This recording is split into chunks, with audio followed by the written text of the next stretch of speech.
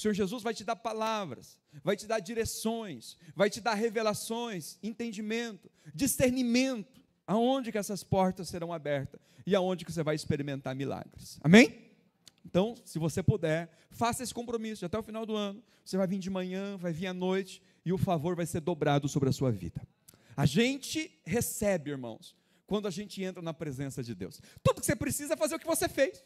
É vir aqui e falar, eu quero receber. E você está no lugar certo para receber de Deus todo o favor. Amém? Nós não precisamos nos sacrificar, nós não precisamos merecer a bênção. Tudo que nós precisamos é dizer, eu estou aqui, estou presente e eu quero receber. Eu quero dizer para você que você vai receber nesses dias. Então, tudo que você precisa é entender que o Senhor quer colocar nas suas mãos tudo aquilo que você anseia, tudo aquilo que você necessita. Então peça, aproveita nesses dias, peça, se posicione e receba. É a palavra, irmãos, que libera favor sobre nós. É a palavra que libera o milagre. Uma palavra lançada sobre a sua vida é o que libera milagre, é o que abre portas, é o que cura. Então creia nas palavras que serão liberadas aqui, diz, é para a minha vida, eu recebo e eu vou experimentar isso até o final do ano. Amém? Então amém. Mateus capítulo 25, eu quero ler esse texto. Eu quase não vou usar ele hoje, mas ele é o texto base dos nossos 13 domingos. E eu quero que você leia ele comigo hoje e você deguste ele também no decorrer desse final de ano, porque ela vai ter ensinamentos aqui que serão importantes para a sua vida. Mateus 25, 14. A palavra vai falar sobre a parábola dos talentos. Talvez seja o título que vai estar aí na sua Bíblia. Mas essa parábola é mais do que simplesmente talentos. Essa parábola fala de uma postura, de uma atitude que nós temos que ter diante do Senhor, como que Ele age na nossa vida, o que Ele coloca nas nossas mãos.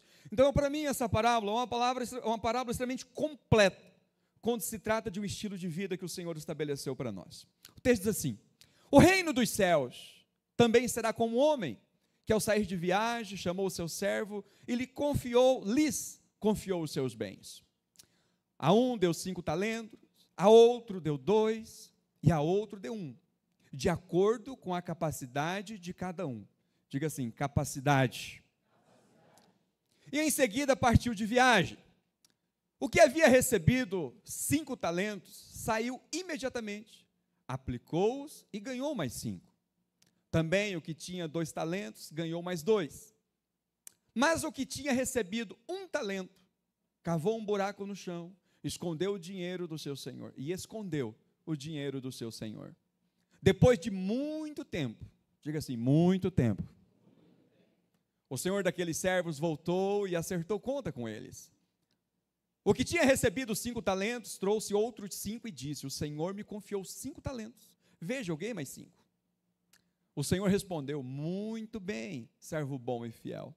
Você foi fiel no pouco, eu o porei sobre o muito, venha e participe da alegria do seu senhor. Veio também o que tinha recebido 2 talentos e disse, o senhor me confiou 2 talentos, veja, eu ganhei mais 2. O senhor respondeu, muito bom, servo bom e fiel, você foi fiel no pouco, eu o porei sobre o muito, venha e participe da alegria do seu senhor. Por fim, veio o que tinha recebido 1 talento e disse, eu sabia que o senhor é um homem severo, que colhe onde não plantou e ajunta onde não semeou. Por isso tive medo, saí e escondi o seu talento no chão. Veja, aqui está o que pertence ao Senhor. O Senhor respondeu, servo mau e negligente, você sabia que eu colho onde não plantei e ajunto onde não semeei? Você sabia? Então você deveria ter confiado o meu dinheiro aos banqueiros, para que quando eu voltasse, o recebesse de volta com juros. Tomem dele o talento e deem ao que tem 10, porque todo aquele que tem, mais será dado, e terá em grande quantidade. Mas aquele que não tem, até o que tem, lhe será tirado. Amém? Eu gostaria que você olhasse para esse texto e entendesse que o Senhor Jesus está nos ensinando um princípio. O Senhor aqui é Deus, e os servos somos nós. E há 3 tipos de servos. Há aqueles que têm muitos recursos, em abundância, que Deus coloca lá 5 talentos, muitos recursos nas mãos, por mais que ele fala pouco aqui, né? Na verdade, na ótica nossa, é muito, 5 talentos é muito recurso, é muito dinheiro, mas para Deus ainda é pouco, porque Deus é dono de todas as coisas, amém? não se compara com o desfruto que a gente tem por vir. Mas existe uma outra classe que Jesus separa aqui, que é aquela intermediária. Ele não tem muitos recursos, mas ele tem uma boa quantidade de recursos. E existe aquele que tem pouco recurso, que ele tem apenas um talento. No nosso treinamento de líderes, nós falamos sobre a questão de um talento, porque a maioria de nós, irmãos, temos um talento. A maioria das pessoas, às vezes, recebe um talento. Por quê? Porque através de um talento você vai se multiplicando. Deus, ele não coloca 5 talentos na mão de todos, ou da sua maioria, ou 2 talentos na mão da maioria. O que ele faz é, eu te dou um talento, e desse um talento você vai chegar ao de 2 talentos, e depois o de 5 talentos. Então, pode ter certeza sobre a sua vida. Talvez você é alguém que está aqui, e você ainda está nessa classe de um talento, e você entende que você precisa multiplicar, mas você simplesmente não consegue. Por quê? Qual é a atitude daquele que recebe um talento? É enterrar. Porque ele olha para si e fala, eu tenho pouco recurso. É alguém que olha e fala, eu não tenho de onde tirar, eu não tenho o que fazer. Pastor, o que eu sonho, o que eu almejo, eu jamais vou alcançar, porque eu tenho poucos recursos. Eu lembro que um dia o meu pastor falou uma palavra para mim, que mudou a minha vida. Ele falou, Zeca, você nunca pode deixar de fazer as coisas para o Senhor, por falta de recursos, por falta de dinheiro. Porque Deus é o dono de todas as coisas. Porque você já percebeu que tudo que nós vamos fazer, o dinheiro é o obstáculo? Você fala, eu vou viajar, por que eu não vou viajar e tirar uma descanso com a minha família? Porque eu não tenho dinheiro. Né? Eu vou poder todo mês comprar uma cesta básica e abençoar uma família. Você não faz isso, que você olha para você e diz, eu não tenho recurso. Né? Talvez você tenha um coração abençoador, eu queria todo mês dar um tanto de oferta na igreja. Aí você olha e fala, eu não tenho recurso. Talvez você gostaria de ser um dizimista fiel, mas você olha para você e fala, eu não tenho recurso. Porque nós sempre nos olhamos e nos vemos como essa pessoa de um talento e fala, eu não tenho o suficiente. Mas eu quero dizer para você que tudo começa nas pequenas coisas. Jesus, ele disse que aquele que é fiel no pouco vai ser colocado sobre o muito. Então nós muitas vezes não recebemos o muito, porque nós não aplicamos o princípio da fidelidade no pouco. E ao invés da gente multiplicar, a gente enterra. Então quando fala de enterrar o talento aqui, fala da gente olhar para nós, de você olhar para você e não crer que você é abençoado. De você olhar para você e dizer, eu ainda não sou abençoado o suficiente, eu ainda não tenho recurso suficiente. Eu quero dizer para você que aquilo que Deus colocou nas suas mãos já é o suficiente para multiplicar. Jesus precisou de 5 pães e 2 peixes para alimentar uma multidão. Tudo que Jesus faz, irmãos, é multiplicar o pouco que tem. A multiplicação é com aquilo que nós temos. Então você precisa olhar para a tua vida e entender que você é uma pessoa abençoada, que Deus já tem confiado os recursos nas suas mãos, e o que Ele já te deu já é suficiente para você multiplicar, para você crescer, para você avançar. Enquanto você não tiver esse olhar de que você já tem o suficiente para prosperar, para crescer e avançar em cada área na sua vida, pode acreditar, aquilo que você tem vai começar a diminuir. Se é um problema familiar, ao invés de resolver, vai começar a intensificar, porque você olha para a sua família e fala, eu não sou abençoado na minha família, a minha família é um problema, meus filhos é um problema, minha esposa é um problema, meu marido é um problema, e você fala, eu merecia, eu precisava de uma família melhor, eu precisava de pessoas melhores. E quando você começa a ter essa mentalidade, você começa a plantar uma maldição de enterrar e não valorizar tudo aquilo que Deus tem colocado nas suas mãos. Então eu quero que nesta manhã você olhe para você e entenda que você é abençoado, que as pessoas que estão à sua volta é abençoado, que você não merece esse marido, você não merece essa esposa, você não merece esses filhos, é um presente de Deus para você, apesar dos defeitos, apesar das falhas, você olhe e valorize aquilo que Deus colocou nas suas mãos. Né? Talvez o lugar que você está, a casa que você tem, os líderes que você tem, o quanto você ganha, começa a olhar e ter essa revelação, Deus já me deu uma semente, e tudo que eu preciso é fazer com que essa semente germina, cresça e seja abençoado. Amém? Porque nada vem pronto. Deus vai dar semente para você. Deus não vai te dar um marido pronto. Você vai trabalhar. O casamento é uma construção. Não vai vir uma esposa pronta para você. É uma construção. Filhos não vêm pronto. É uma construção. É um desenvolvimento. É um crescer. É um progredir. Então lembra do princípio da semente. Deus te dá uma semente, mas Ele não te dá nada pronto. Então você precisa fazer com que esse talento germine. Com aquilo que Deus colocou nas suas mãos, germine. Quando eu falo de dinheiro aqui, eu espero que você entenda, de talento, não tem a ver simplesmente com dinheiro, tem a ver com tudo aquilo que Deus coloca nas suas mãos, tudo aquilo que é bênção. Se é um ministério, creia que Deus te chamou para ter um ministério frutífero. Você foi ganho para gerar filhos, você se tornar filho para gerar filhos. Deus te chamou para gerar filhos, Deus te chamou para ser frutífero ministerialmente. Creia nisso. Porque Ele já te deu o talento suficiente, Ele já te deu o Espírito habitando em você, amém? Então é muito importante que você creia nisso, porque em 2 Coríntios capítulo 8, verso 9, a palavra de Deus diz que o Senhor Jesus Cristo, Ele se fez pobre para que fôssemos ricos. O texto diz assim: pois vocês conhecem a graça do nosso Senhor Jesus Cristo. Você conhece a graça, amém? Então, se você conhece a graça, você entende que você nunca merece nada. Tudo que você tem, você é agraciado. A única coisa que nós merecíamos era o inferno. Então, tudo que nós temos e desfrutamos é graça. Nunca foi mérito, nunca foi o nosso trabalho, nunca foi o nosso esforço, nunca foi a nossa justiça. E ele diz: vocês conhecem a graça do Senhor Jesus Cristo.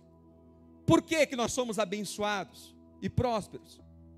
Ele diz: porque o Senhor Jesus Cristo, sendo rico, diga assim, Jesus Cristo é rico.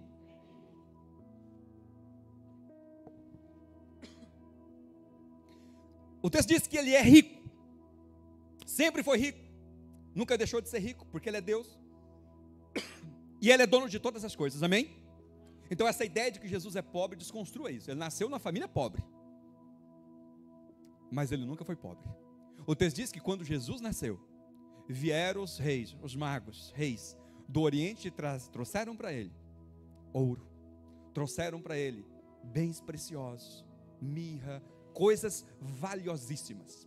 Quero dizer para você, talvez você conheceu Jesus com poucos recursos, mas na hora que Jesus entra na tua vida, pode ter certeza, a pobreza que te oprimia, que te angustiava, começa a ser transformada.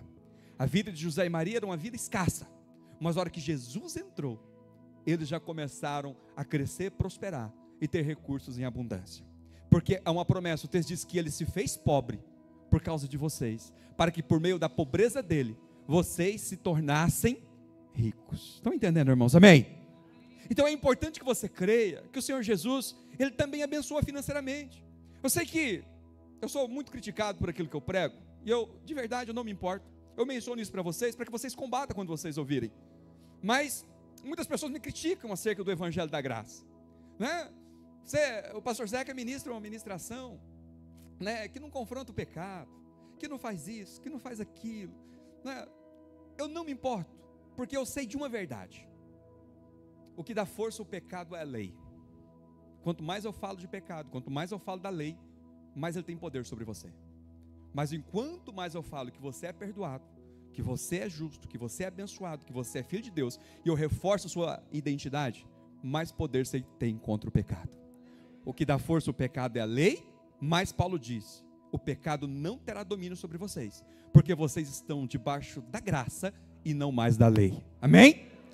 Então eu quero que vocês entendam que é a graça que liberta, você ter revelação que você é perdoado, que você é amado, que você é filho, que o favor de Deus está sobre você. É isso que te faz levantar.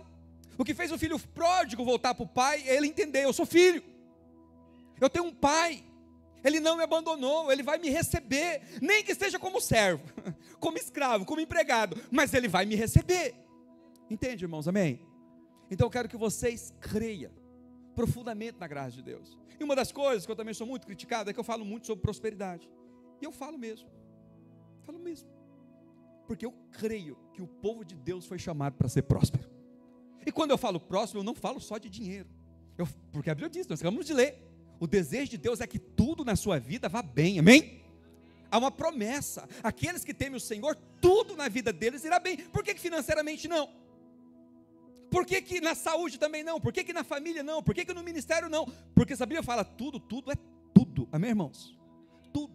Então eu quero que você entenda que tudo na vida é uma questão de você crer. Tem irmãos que não creem, eu não creio. Então se você não crê, você vai ter uma vida miserável. Essa é a realidade. É salvo, é filho de Deus, é filho de Deus, mas não vai ter uma vida de desfrute aqui na terra. Paulo diz que nós fomos chamados, irmãos, para reinar em vida, amém? Nós não vamos reinar só na eternidade, lá vai ser o ápice, mas aqui é o treinamento. Então o reinar em vida é aqui. Não é que você não vai passar por crises, mas Deus vai te dar poder e autoridade sobre as crises. Não é que você não vai passar por enfermidade, mas ela não vai te destruir, ela não vai te matar, você vai vencê-la. Não é que você não vai ter crise na sua família, no seu casamento, mas você vai superar e vai sair do outro lado. Não é que você não vai ter crise de fé, crises ministeriais, mas você vai vencer e vai sair do outro lado. Isso é reinar em vida, amém? Então creia que Deus te chamou, irmãos, para prosperar em todas as formas e também financeiramente. Isso não é teologia da prosperidade. Então quando eu falo de prosperidade aqui, você não pode misturar com a teologia da prosperidade. Porque a teologia da prosperidade é uma coisa, a prosperidade bíblica é outra. A Bíblia fala da prosperidade como um princípio. Agora muitas vezes as pessoas confundem isso, porque talvez as crenças em relação ao dinheiro, ela é muito controversa. E há duas linhas principais que você vai ouvir por aí. Talvez você vai se identificar quando eu mencionar aqui. Há uma teologia que nós chamamos que é a teologia da pobreza. E muitos crentes, muitos irmãos, e até não crentes principalmente, eles acreditam o quê? Que as coisas materiais não têm nenhum valor. É alguém que olha para o dinheiro, olha para o recurso e diz, isso não é importante para Deus. Agora, eu falei aqui no início, aquilo que é importante para você é importante para Deus, amém? Pagar as suas contas é importante? Chegar no final do mês, pagar todas as suas contas e sobrar para você ter um momento com a sua família, fazer um investimento, é uma coisa boa ou não é? É uma bênção ou não é? É um favor ou não é? Então, se é importante para você, eu quero dizer para você que é importante para Deus. Você dormir sem perder o sono, preocupado com as contas para pagar, é importante para você ou não é? Ter recursos para você investir em projetos sociais, na igreja, no ministério, não é uma coisa importante para você? Então eu quero dizer para você que recursos financeiros são coisas importantes para Deus. Na Bíblia, Jesus falou muito mais de riquezas, de finanças e dinheiro do que da própria salvação. Por quê? Porque quando nós entramos na questão de finanças, de dinheiro, de recursos, ela evidencia o nosso relacionamento com Deus. Como eu lido com o dinheiro, como eu lido com as finanças, como eu lido com os recursos, com os talentos que eu colocar nas minhas mãos, na minha vida, elas refletem, evidenciam como que eu creio em Deus, como que eu me relaciono com Deus. Então elas refletem a minha fé. Se a pessoa crê que ela não é abençoada, é assim que ela vai viver, debaixo de escassez, debaixo de maldição, de privação. Mas se você crê que você é abençoado, que você é filho de Deus, que você é próspero, é assim que o favor de Deus vai vir sobre você. Quando eu comecei o meu ministério, os irmãos que caminham com mais tempo aqui, perceberam a minha mudança. Eu sempre falo, eu tenho prazer de mudar. Eu mudo todos os dias. Tem pessoas que acham que mudar é uma coisa ruim. Eu quero mudar todos os dias, todo dia eu estou mudando. Porque eu estou aperfeiçoando aquilo que Cristo tem aplicado na minha vida. E quando eu voltei do seminário, eu voltei muito cético. Eu tinha dificuldade de crer no fluir do Espírito. E o Senhor um dia falou isso para mim. Você quer que a igreja cresça? Você quer que a vida das pessoas sejam transformadas? Você quer que as pessoas sejam libertas? Você quer que pessoas de fato tenham uma vida restaurada? Permita o meu fluir. Permita o meu agir. Permita o meu trabalhar. Sabe por quê? Porque o Espírito Santo de Deus, Ele não faz nada que nós não peçamos e não permitamos. Então eu entendi, eu quero essa unção, eu quero essa presença, eu quero liberar o fluir do Senhor. Eu quero dizer para você que financeiramente é da mesma forma. Você precisa desejar, você precisa querer, e você precisa pedir, Senhor, eu quero ser alguém próspero, abençoado financeiramente também. Amém, irmão? Estou entendendo?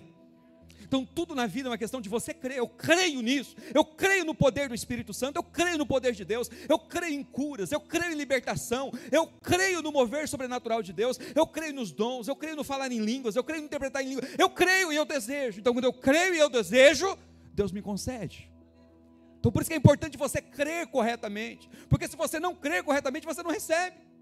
Porque você precisa crer para você pedir. Se você não crê, você não pede. Se você não pede, não recebe. Amém, amados? Então entende o seguinte, há uma teologia que diz isso, olha, o ter recursos é como se fosse uma maldição, que para você servir a Deus tem que tornar pobre, tem que vender todos os seus bens e viver de forma miserável, de forma escassa. E geralmente eles não entendem o que diz em Provérbios 22, 2. O texto diz em Provérbios 22, 2 que o rico e o pobre têm isto em comum: o Senhor é criador de ambos. Então por que para que eu sirva a Deus eu tenho que ter uma vida miserável? É o oposto. Por que Jesus nasceu? Ele escolheu, pensa comigo, irmão, Jesus escolheu nascer num lar pobre. Jesus escolheu um lar de Maria e José, eram pessoas com poucos recursos. Por que ele escolheu aquele lugar? Porque ele ama a pobreza? Não. O texto diz que desde o princípio, tudo que ele escolheu foi para ter uma reversão. Ele se fez doente para que tivéssemos saúde. Ele se fez pobre para que fôssemos abençoados. Ele entra no lugar de escassez para transformar aquele lugar em abundância. Você pode até entrar aqui com escassez, mas você vai sair, com o passar do tempo, como uma pessoa muito abençoada e muito próspera. Eu tenho visto a prosperidade na vida dos irmãos. Você não tem noção como que isso me alegra. Os irmãos crescendo, pessoas que entraram aqui sem nada, com muita dificuldade, e hoje estão experimentando muito favor, estão experimentando muitos recursos. É visível o transformar de Deus. Então eu quero que você encha teu coração de expectativa, entenda que essa teologia da pobreza que é ministrada, que você tem que ter uma vida miserável, que para você agradar a Deus você não pode ter recursos, é o engano do diabo. Porque, irmãos, todo projeto de Deus precisa de recursos. Todos os seus sonhos para serem realizados precisam de recursos. Todos os sonhos de Deus precisam de recursos. Nós temos aqui muitos projetos, muitos sonhos, amém? Só precisa de uma coisa para a gente realizar. Recursos. Amém? Então, creia que isso é importante. Então, sabe o que o diabo faz? Visto que o projeto de Deus é implantado com recursos, tudo que ele vai fazer é minar os seus recursos, para que você nunca viva o projeto de Deus na sua vida. Você nunca tenha uma casa própria, você nunca tenha uma empresa, né? Você nunca tenha um salário que você consegue abençoar você, sua família e os teus amigos. Então o diabo ele vai atacar os seus recursos, para que o propósito de Deus não seja estabelecido. Estão entendendo onde ele ataca? Por quê? Ele não vai conseguir atacar a sua fé, os seus sonhos, porque o Espírito Santo habita dentro de você. Mas ele vai conseguir, se você permitir, fazer com que os recursos não cheguem até você. E tudo aquilo que você sonhou fica apenas em sonho. Mas eu quero dizer para você, nesta manhã, que o Senhor Jesus está abrindo portas para que você tenha recursos para todos os seus sonhos e os seus projetos se concretizem. Você precisa crer nisso. O problema não é que Deus não quer, é o diabo que está impedindo. É você que não entendeu. O desejo de Deus é que você tenha todos esses recursos. Ele, presta atenção, Ele já liberou do céu todos esses recursos. Já estão liberados. Diga assim, está liberado sobre a minha vida todos os recursos para os meus sonhos, para os meus projetos, que estão alinhados com os projetos de Deus aqui nessa terra. E eu recebo nesta manhã. Amém? Já foi liberado. Né? Não tem burocracia no céu. Eu sei que você pegar um financiamento aqui, recursos, é uma burocracia, mas no céu não, já estão liberados. Tudo que você precisa dizer, eu creio, eu quero, eu recebo e eu não abro mão. Todo obstáculo que o inimigo tem colocado, eu não vou permitir mais, eu vou crer corretamente. O que você precisa fazer? Creia corretamente. Irmãos, você não precisa fazer nada, você só precisa crer e receber. Jesus já fez tudo por você. Talvez você está falando, pastor, eu tenho que fazer. Não, continue fazendo o que você está fazendo, você está trabalhando. Você é um homem de sério, que leva as coisas a sério, uma mulher que é de Deus, de oração. Você já está fazendo a coisa certa, tudo que você precisa é você crer. Eu creio, eu recebo, porque tudo vem pela fé. Compreende? Talvez você fale, eu preciso fazer muito para fazer isso. Muda essa mentalidade, você precisa crer, porque você já tem feito o que precisa ser feito. A hora que você crê corretamente, você vai começar a ver o favor de Deus sendo derramado sobre a sua vida. Então, essas pessoas que acham que a teologia da pobreza é uma coisa espiritual boa, eles lançam culpa sobre quem prospera, para que aqueles que têm muitos recursos se sintam culpados, para aqueles que têm às vezes muito dinheiro, falam, você está em pecado, você está errado. Olha, geralmente assim, quando a gente vê alguém prosperando, o que a gente ouve? Rapaz, de onde está vindo esse recurso? Será que está vendendo droga? Por que eu estou me ralando aqui, trabalhando num prospero, e fulano está prosperando? Deve estar fazendo alguma coisa ilícita. A gente sabe que tem, é verdade, tem muitos que vão por esse caminho. Mas Deus te chamou para prosperar de forma lícita e abençoada. Então você precisa olhar para aqueles que são abençoados, e entender que há um favor de Deus sobre a vida deles, que não é merecimento. Cada vez que você olha, você fala, por que não eu? A pergunta não deve ser essa. Se ele pode, mesmo sendo ímpio, que dirá eu que sou filho de Deus? Se ele conseguiu e também é filho de Deus, eu também consigo, porque eu sou filho de Deus. Entende, irmão? Nós temos que guardar o nosso coração desse ataque maligno, porque a gente pensa que é para o outro, nunca para a gente. Não, pastor, ele tem muito recurso porque é para ele. Eu quero dizer para você que o mesmo recurso que Deus tem para aquele que tem em abundância, Ele tem para você também. Você só precisa crer corretamente. É favor. Irmãos, todas as pessoas que eu converso, que crescem, que prosperem, é favor. Ele nunca vai falar, foi a minha obra, foi o meu trabalho, foi as minhas mãos, foi o meu esforço, foi a minha intelectualidade. Ele fala, eu não sei como. Eu comecei a mexer. A gente foi num seminário de empreendedores em Cuiabá, eu fiquei impressionado. A mulher era advogada, uma pessoa que tinha uma carreira, e Deus falou com ela. Ela era mineira, de Minas, falou: começa a fazer pão de queijo. Irmãos, eu jamais começaria um empreendimento sendo um advogado, tendo uma carreira bem sucedida e trabalhando, fazendo pão de queijo. Todo mundo faz pão de queijo. Como que eu vou prosperar vendo pão de queijo? E a empresa dela está crescendo de tal forma, em poucos anos, em 2, 3 anos, se tornando uma das maiores empresas aqui em Mato Grosso, para fora do estado, Paraná, já foi tudo quanto é lugar, vendendo pão de queijo. Porque ela decidiu ouvir uma voz do Espírito sobre a vida dela. Talvez você fale: está todo mundo fazendo isso, mas sobre você é um favor especial, quando você toma as decisões direcionadas pelo Espírito Santo. Pode estar todo mundo fazendo, mas a prosperidade vai estar sobre o seu negócio, vai estar sobre a sua casa, você vai se destacar, há uma luz, há uma bênção sobre você. Amém? Então você tem que crer nisso, eu sou especial. Há um favor de Deus sobre a minha vida. Não importa se todo mundo está do meu lado, se ao meu lado tem um concorrente, se o meu outro lado tem um concorrente, o favor de Deus está sobre a minha vida. E está sobre ele também, se ele quiser. Porque Deus não é um Deus de escassez. Deus tem em abundância para todos. Basta você crer e pedir corretamente. Amém, irmãos? Então eu creio que o Senhor Jesus está fazendo nesses dias essa mudança de mentalidade.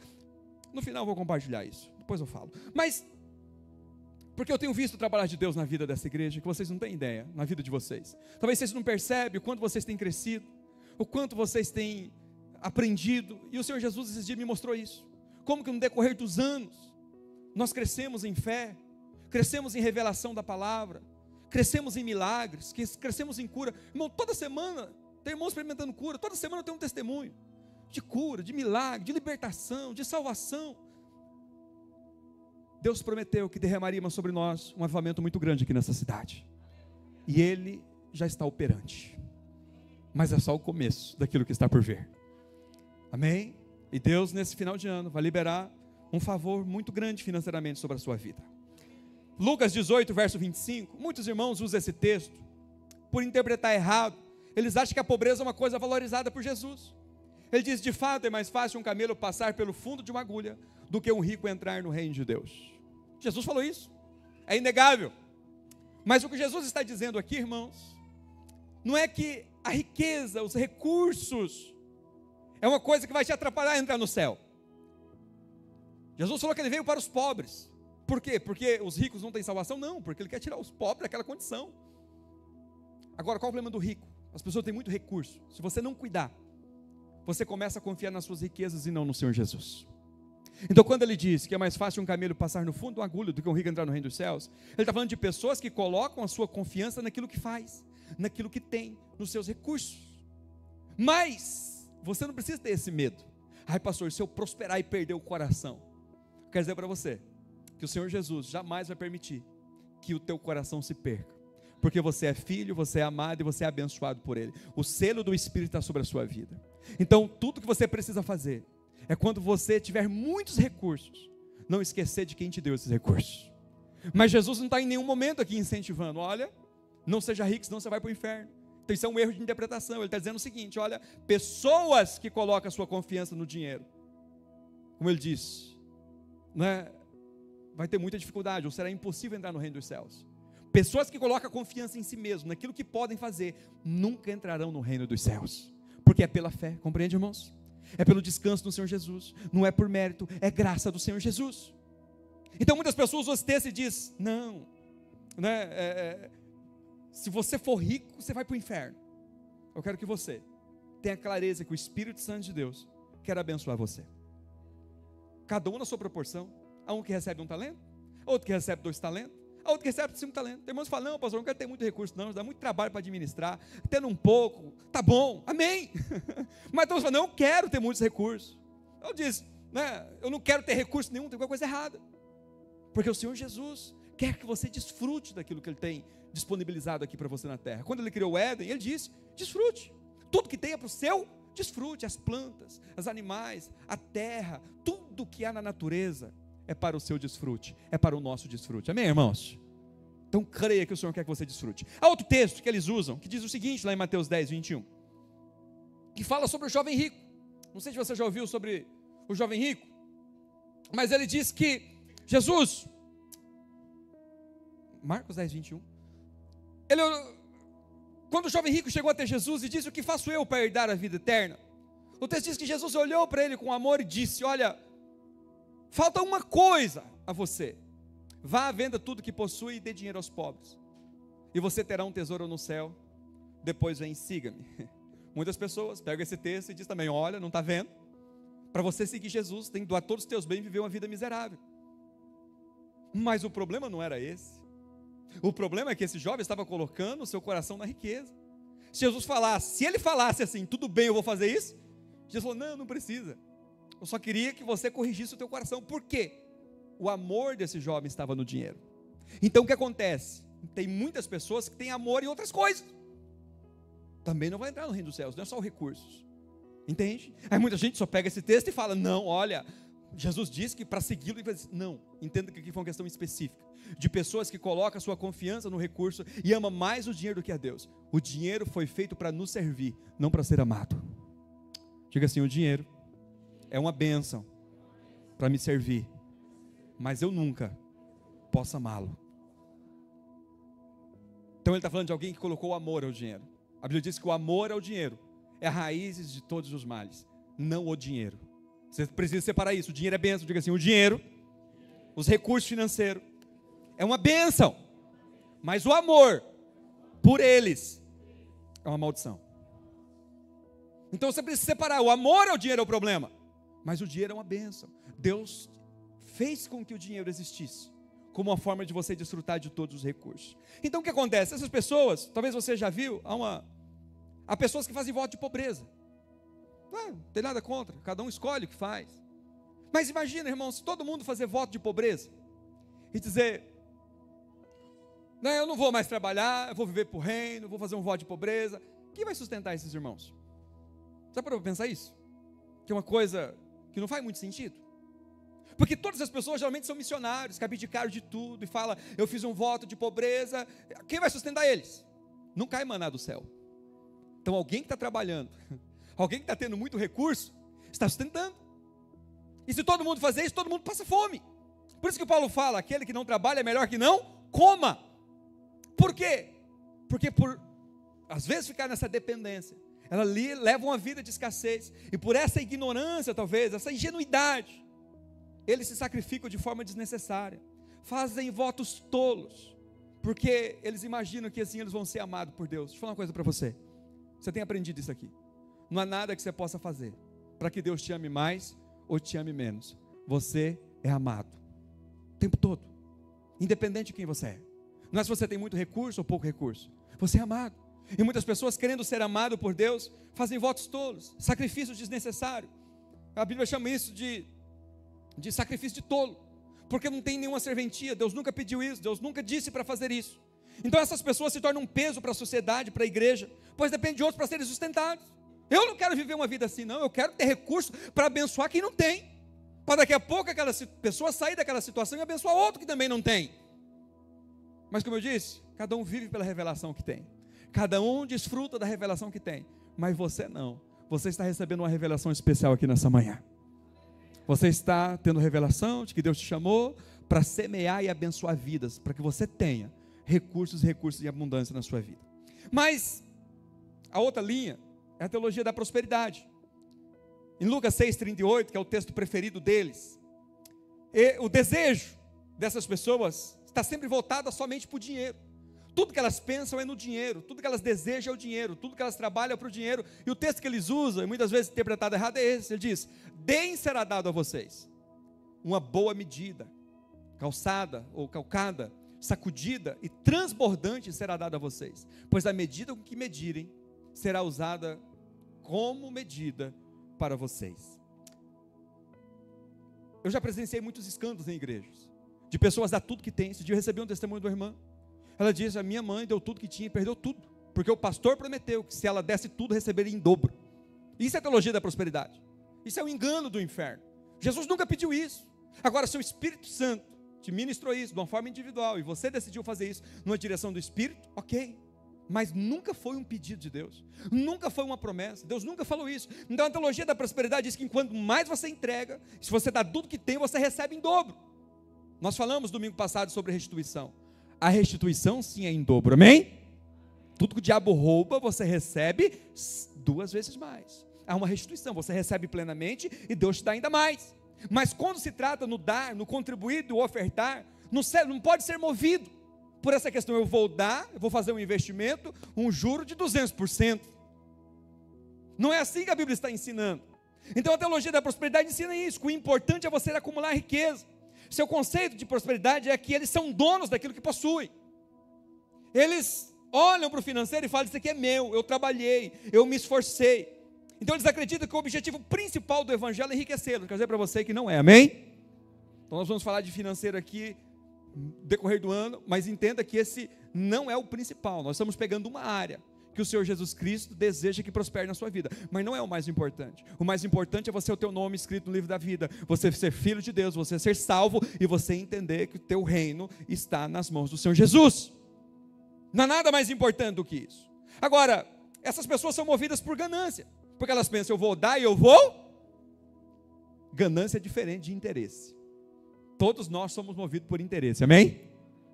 Mas o interesse é: eu semeio e eu tenho um retorno. Mas o meu coração não está simplesmente naquilo que eu recebo, está naquilo que eu desfruto, está em quem está me dando, está em como eu vou fazer um bom uso daquilo que Deus está colocando em minhas mãos. Então são pessoas que têm uma motivação errada. Então a teologia da prosperidade, ela acaba produzindo culpa, porque se você não prospera, vão dizer para você: está em pecado. Então o Senhor prosperar vai dizer isso: você não prosperou porque você está em pecado, você não está prosperando porque tem alguma coisa na tua vida está errado, você tem que colocar a tua casa em ordem, tem que colocar a tua vida em ordem. Então isso gera uma culpa. É onde que as pessoas começam a barganhar com Deus, porque suas motivações foram erradas. Então é importante você entender que essas duas teologias, elas não são bíblicas. Então há orgulho dos dois lados. Aquele que faz voto de pobreza e de miséria se orgulha da sua pobreza, e ele acha que aquilo tornou ele mais espiritual. E aquele que enriquece e tem muitos recursos, ele entende dessa forma também: estou tendo muito recurso porque eu mereço, eu sou abençoado, eu sou uma pessoa boa, eu trabalho muito, eu me esforço muito. E ele entra nesse engano, de que tudo aquilo que ele conquistou, foi pela força dele. Agora eu quero dizer para você, a questão correta não é o quanto você tem, presta atenção nisso. A questão não é o quanto você tem, ou o quanto você não tem. É o que você tem recebido, e o que você tem feito com aquilo que você tem recebido, amém? Essa é a crença correta. Peraí, o que Deus tem colocado nas minhas mãos? O que eu tenho feito, o que eu estou fazendo com aquilo que Deus tem colocado nas minhas mãos? Então eu gostaria de concluir essa mensagem falando para você o outro lado, que é o lado correto, equilibrado. Tem coisas boas na teologia da prosperidade que é verdade? Tem coisas boas na teologia da pobreza que é verdade? Sim. Mas nós precisamos chegar no equilíbrio naquilo que a palavra de Deus diz, que nós somos chamados para viver a teologia da mordomia. O que é a teologia da mordomia? É você crer que Deus é dono de tudo e você é apenas administrador. Diga assim: Deus é dono de tudo, eu sou apenas um administrador. Salmo 24, verso 1 diz que do Senhor é a terra e tudo que nela existe, o mundo e os que nele vivem, tudo é do Senhor. Em Levítico 25, verso 23, diz que a terra ela não poderia ser vendida definitivamente, porque ele diz: a terra é minha, e vocês são apenas estrangeiros e imigrantes, porque nada é nosso, tudo é de Deus. Salmo 50, verso 10, o salmista diz: pois todos os animais da floresta são meus, como são as cabeças de gado, e aos milhares nas colunas. Então entenda o seguinte, irmãos, nas colinas, quando nós temos a revelação que tudo é de Deus, quando nós temos a revelação que tudo é do Senhor, que Deus é dono de todas as coisas, eu vou conseguir desfrutar daquilo que Deus tem colocado nas minhas mãos, compreende? Eu vou conseguir experimentar aquilo que Deus tem colocado nas minhas mãos. Então quando nós temos essa consciência, essa convicção, eu vou crer que o Senhor Jesus, Ele é Senhor da minha vida. Projeta para mim Romanos, capítulo 10, verso 9, é um texto que a gente usa muito para falar de salvação, e às vezes a gente não entende isso, que Jesus Cristo, Ele é Senhor sobre a nossa vida. Ele diz: olha, se com a sua boca você confessar que Jesus Cristo é Senhor, diga assim: Senhor, Jesus Cristo é o meu Senhor. O texto diz que se você confessar que Jesus Cristo é o seu Senhor, e crer no seu coração que Deus o ressuscitou dentre os mortos, você será salvo. Agora, se Jesus é o seu Senhor, você precisa entender que é o meu Senhor, a minha vontade está cativa à vontade dele. A palavra servo aqui, ou o Senhor, se Jesus é meu Senhor, eu sou escravo, eu sou servo, eu não tenho nada, eu dependo dele para tudo, eu não tenho nenhum bem, eu não tenho nenhuma vontade. Então quando Jesus Cristo se torna o meu Senhor, aquilo que Ele coloca nas minhas mãos, eu administro de forma sábia, amém, irmãos? Eu não gasto de qualquer forma. Muitos irmãos, eles não entendem. Ele fala, eu já devolvi o dízimo, já tirei os 10%, já ofertei na vida da igreja, agora eu faço o que quiser com o restante. Diga assim, não é verdade. Sabe por quê? Porque os 90% também é de Deus. Ou os 80%, não sei quanto você contribuiu, também é de Deus. E você precisa gastar de forma sábia. Muitos irmãos se endividam, depois questionam, pastor, mas eu sou dizimista fiel, por que eu não prospero? Eu tenho abençoado, eu tenho semeado, por que as coisas acontecem na minha vida? Porque a questão não é só os 10%, o mais importante na verdade é os 90%.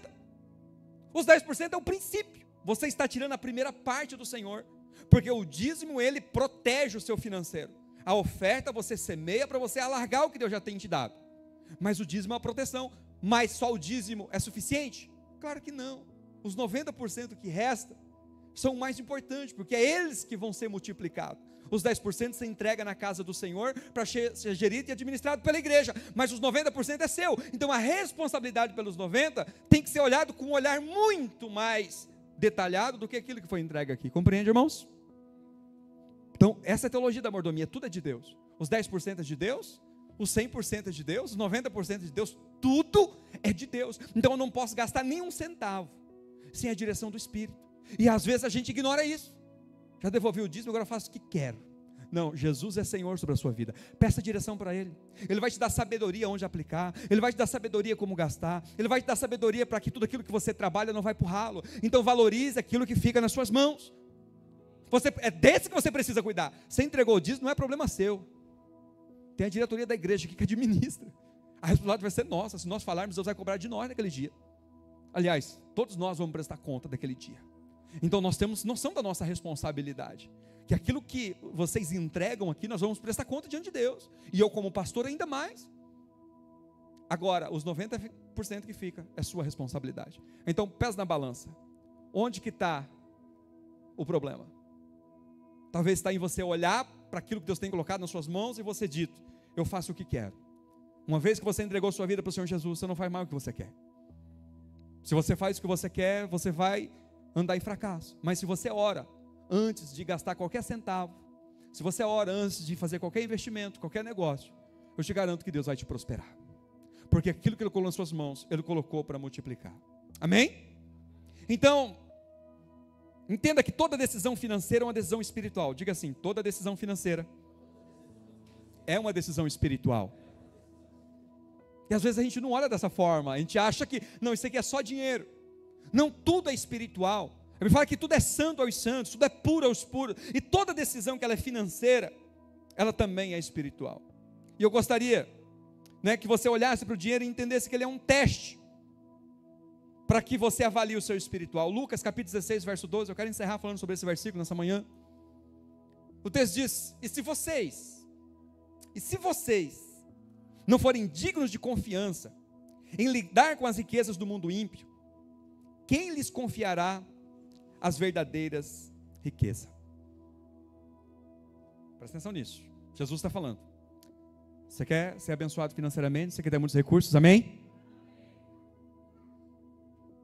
Começa com um princípio. Cuide bem daquilo que Deus tem colocado nas suas mãos.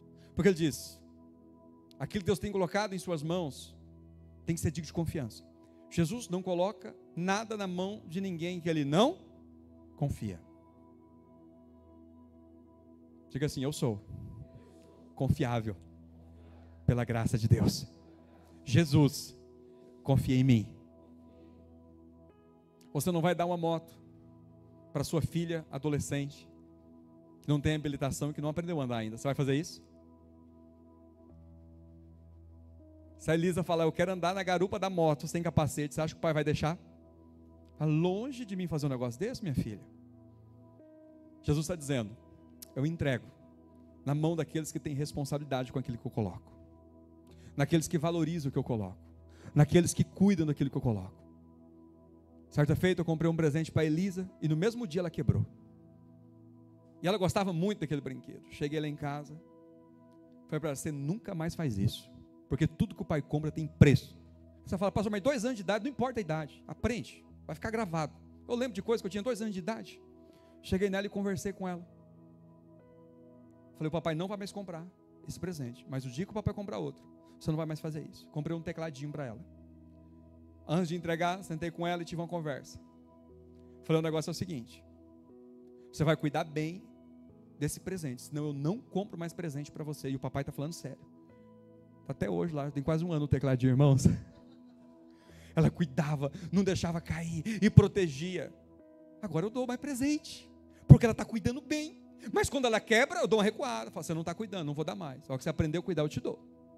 Quero dizer para você que o Espírito Santo, nosso Jesus, é da mesma forma. Então, Ele tem confiado coisas boas na sua mão. Ele tem concedido muitas bênçãos a você, amém, irmãos? Então, talvez você está dizendo, pastor, o diabo está me atacando, né? Ou talvez eu abri uma porta espiritual na minha vida. Essa não é a pergunta correta, a questão é, o que eu estou passando, a crise que eu estou enfrentando está me ensinando o quê? Esses dias, segunda-feira retrasada, os irmãos sabem, eu estava vindo de Mirassol e uma capivara atravessou na frente do meu carro e eu tive um grande prejuízo. Eu em nenhum momento eu falei, onde que eu pequei? Será que o diabo me atacou? Eu sei que ele ataca, é verdade. Mas não fiquei olhando isso. Eu criei que tudo aquilo que o diabo rouba, eu recebo 2 vezes mais, amém? E eu parei e observei, Senhor, o que o Senhor quer me ensinar com isso? Jesus me ensinou tantas coisas. Vou ensinar aqui para vocês. A primeira que Ele me ensinou, você sempre ora quando você está lá no meio da BR. A hora que você sai lá da cidade, você vai orar a hora que você colocar a mão no volante. Porque a maioria dos meus acidentes aconteceram, irmãos, em viagens curtas. Você fala, é pequeno, para que a viagem curta eu não vou orar? Jesus, o Espírito Santo falou comigo, toda vez que você colocar a mão no volante, você colocar a mão no guidão de uma moto, você vai orar. Não importa a distância, não importa onde você vai orar. Foi um aprendizado. E Ele me trouxe outro ensinamento, em relação ao trabalho de libertação. Eu trabalho muito com libertação. Ele vinha falando comigo, você não tem o direito de abusar desses espíritos malignos, e você está abusando. Eu não te dei autoridade para isso. E eu quero que você corrija isso. Teve 2 aprendizados sobrenaturais, por uma situação catastrófica. Então eu quero dizer para você, Romanos 8, 28 diz, que todas as coisas cooperam para o bem daqueles que amam a Deus. Deus, Ele faz tudo e permite tudo com um propósito, até o ímpio para o dia da destruição. Então creia que tudo de mal que acontece com você, é para no final do dia te fazer crescer. Então se você está passando por crises, por problemas, a pergunta não é por que está acontecendo comigo, é o que eu aprendo com isso, o que eu tenho que aprender com isso. Estão entendendo, irmãos? Amém? Tudo na nossa vida tem que ser um aprendizado, não culpa, não condenação. Será que é o meu pecado? Será que eu abri alguma brecha espiritual? Será que é o diabo que está me atacando? Não importa de onde está vindo, o que importa é o que eu tenho que aprender diante de tudo isso. Então, entenda que quando se trata de questão financeira, ela revela muito como nós vemos Deus. Eu quero que nesta manhã você tenha a revelação daquilo que Deus tem para você e como que isso é importante para que você tenha uma vida abundante, próspera e frutífera. Amém? Então eu gostaria de orar por você nessa manhã. Vamos colocar de pé. Nós ministramos domingo passado sobre restituição. Quem ouviu essa ministração? Quem participou? Eu quero te desafiar, se você não estava aqui domingo passado, entra lá no canal do YouTube, assista. Porque eu comecei a conversar com os irmãos, eu estou vendo muitos irmãos debaixo de perdas. E Jesus prometeu, nesses dias, que vai restituir. Você crê? E é uma restituição atemporal, desde a tua infância até agora. Você vai colocar nesses 3 meses, presta atenção. Tudo que você perdeu, desde a tua infância até agora, você vai colocar em oração nesses 3 meses. Talvez você sofreu um calote, talvez você foi enganado, talvez você fez um mau negócio, talvez você faliu, né? Talvez você foi defraudado na área sentimental, no teu casamento, né? Talvez você foi abusado espiritualmente de algum líder abusivo, e você foi muito defraudado. Talvez você perdeu muito tempo na sua vida com um casamento fracassado. Há uma promessa de restituição sobre a sua vida. Então nós vamos orar todos os dias aqui por essa restituição. Se você não fez a lista, faça. Você vai escrever o que você quer que restitui. Atemporal, desde quando você nasceu até agora. Se possível, traga a lista domingo que vem. Ou deixa no celular, a hora que mencionar aqui, você lembra. Precisa lembrar, nós vamos orar por esses 3 meses. E o Senhor vai restituir sobre a sua vida. Não, você não entendeu. Vai dar um glória a Deus ao que eu falar isso. Você vai anotar, você vai registrar, nós vamos orar todos os dias, e o Senhor Jesus vai restituir na sua vida. Amém. Então eu quero que você escreva, anote, e você vai ver que Deus vai restituir. Vai ver que Deus vai abrir porta. Nós vamos orar por restituição. Mas nós vamos orar também para que você tenha uma colheita naquilo que você tem semeado. Nós ofertamos para colher, meus irmãos. Me fala que aquele que semeia muito, muito colherá. Aquele que semeia pouco, pouco colherá. Então nós vamos olhar para que cada semente que você tem semeado, financeiramente, espiritualmente, haja colheita. E nós vamos orar por proteção também. Então eu quero dizer para você que o dízimo, já expliquei para você, você quer ter proteção sobre o seu financeiro? Seja um dizimista fiel. A palavra de Deus diz que quando você se torna dizimista, o Senhor protege o seu financeiro. Agora, o ofertar é quando você quer alargar, você quer crescer aquilo que você já tem prosperado, aquilo que está protegido, germine. Então entenda o valor do dízimo e da oferta. Então nós vamos orar aqui por proteção, para você que entendeu isso, que tem sido dizimista fiel, e tem ofertado, você tenha dizimado, você tenha proteção. E se você ainda não teve essa revelação, está tudo bem, Deus vai te dar, ser amado, abençoado da mesma forma. Mas eu quero dizer para você, que quando você entende isso, a bênção, ela vai aumentando, ela vai subindo de nível na sua vida, conforme você vai tendo revelação. Então nós não exigimos que ninguém dizime aqui, nós convidamos. Você tem uma oportunidade de ser um dizimista. Eu estou falando para você que quando você dizima, há uma proteção sobre você, há uma promessa de proteção. Quando você oferta, há uma promessa que aquilo que você semeou, vai multiplicar 100 vezes mais. É uma promessa do Senhor, não é minha. E quando você for defraudado, o Senhor restitui 2 vezes mais. Porque às vezes fala, pastor, mas eu sou dizimista fiel, eu sou ofertante fiel, e estou passando por situação de escassez, eu estou tendo acidentes, eu estou tendo quebra, eu estou falindo. Creia que mesmo que tudo isso aconteça, haverá restituição sobre a sua vida. Se é uma enfermidade, nós vamos orar por cura agora nessa manhã.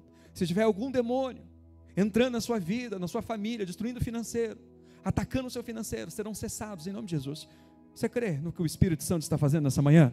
Então eu quero que você encha o teu coração de fé e comece a orar agora pela sua casa. Você começa a orar pela tua família. Se é enfermidade, crise. Esses dias uma irmã compartilhou comigo, pastor, eu vi no impacto e eu fui curada da coluna. E as brigas que tinha em casa cessaram. Olha que maravilha. Você crê nisso? Que Deus tem um favor para a sua casa? Talvez você está em tormento lá na sua casa. Está um ambiente confuso, atormentador no seu trabalho. Nós vamos levantar nesses 3 meses de oração. E Deus vai fazer uma revolução na sua casa, no seu trabalho, onde você estiver. Então, se você puder ficar de pé, você fique. Se não, assentado como você está. Mas você vai encher o teu coração de fé nessa manhã e nós vamos orar por restituição. Nós vamos orar por colheita e nós vamos orar por proteção. Pai, em nome de Jesus, nós entramos agora de uma forma especial na tua presença, no trono da graça, para pedir ao Senhor, Pai, que dê proteção ao nosso financeiro. Eu oro de uma forma especial para aqueles que já têm sido dizimistas, que eu sei que eles serão atacados para que eles retrocedam. Pai, mas que o Senhor guarde o financeiro deles.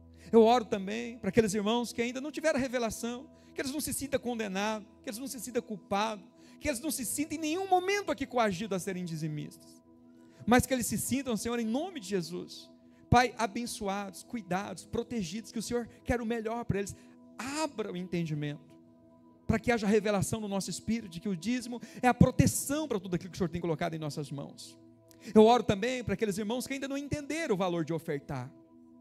Pai, para que nós possamos semear e ofertar, entender que quando nós semeamos, nós estamos alargando as nossas colheitas, nós estamos, Senhor, trazendo abundância sobre aquilo que nós temos. Que o Senhor também dê essa revelação aos teus filhos, para que eles cresçam e prosperem, e desfrutem ainda mais. Mas eu quero orar também por restituição. Pai, por aquelas pessoas que foram defraudadas, que foram roubadas. Pai, que haja nesses dias restituição. Pai, em nome de Jesus eu declaro que toda enfermidade será cessada. Pai, gastos com médicos serão cessados, em nome de Jesus. O Senhor tomou sobre si as nossas doenças, nos devolveu saúde. Nós nos apropriamos dessa saúde. Nós ordenamos que toda enfermidade saia da nossa vida, saia da nossa casa. Nós declaramos que toda escassez sairá do nosso lar. Todo espírito atormentador, de confusão, de briga, de contenda, nós repreendemos da nossa casa. Nós declaramos em nome de Jesus que a bênção do Senhor está sobre nós, o selo do teu Espírito está sobre nós, nós temos a tua proteção. E eu quero que os teus filhos, Pai, creia que eles são abençoados, e que o Senhor tem liberado nesses dias portas abertas, para que eles sejam abençoados ainda mais. E nós liberamos dos céus esse fluir, Pai, nesse lugar, e nós declaramos que o Senhor vai fazer coisas extraordinárias. Eu oro pelo casamento, para aqueles casamentos que estão em crise, que eles experimentem milagres, que eles experimentem, Senhor, o toque do Senhor. Aqueles que estão tendo problema com os filhos, que o Senhor dê sabedoria do alto, para eles administrarem, resolver a situação, como homens de Deus, como mulheres de Deus. Nós oramos também para que haja um despertar no ministério, para que os teus filhos creiam que eles são cheios do teu Espírito Santo. Pai, que já foi concedida autoridade sobre serpentes e escorpiões, e sobre todo o poder do mal. Que eles são abençoados, não é porque eles dizimam, não é porque eles ofertam, não é porque eles contribuem, Pai, não é porque eles têm vindo todo culto, eles são abençoados, porque o Senhor os amou, e os selou com o teu Espírito Santo. Não há nada que nós possamos fazer, Senhor, para que possamos merecer o cuidado e a proteção do Senhor, mas nós cremos, que quanto mais nós nos alinhamos, mais favor, mais unção, mais portas são abertas, e bênçãos sem medidas liberadas sobre nós, mas nós nunca perdemos o caráter de abençoado. Independente do que nós façamos, independente se acertamos, independente se erramos, a nossa condição diante do Senhor é sempre de abençoado. Diga assim: eu sou abençoado, independente se eu acerto ou se eu erro, se eu tenho feito a coisa certa ou não, eu sou abençoado, e eu creio que o Senhor Jesus é quem me abençoa e me alinha com o coração dele. Mas eu nunca perco o status de abençoado. Por isso eu ordeno, agora uma oração cheia de fé, por isso eu ordeno que todo mal saia da minha casa, saia da minha família, saia do meu espírito, da minha alma, do meu corpo, em nome de Jesus. Toda escassez, todo espírito destruidor, atormentador, eu repreendo, em nome de Jesus. Toda enfermidade, todo comando maligno de enfermidade, eu repreendo da minha vida, da minha casa, da minha família, em nome de Jesus. Eu declaro que haverá paz, haverá recursos, haverá saúde, haverá alegria, haverá entendimento, teremos uma só voz, seremos unidos, a nossa família vai celebrar. Quando reunir, haverá festa, não brigas.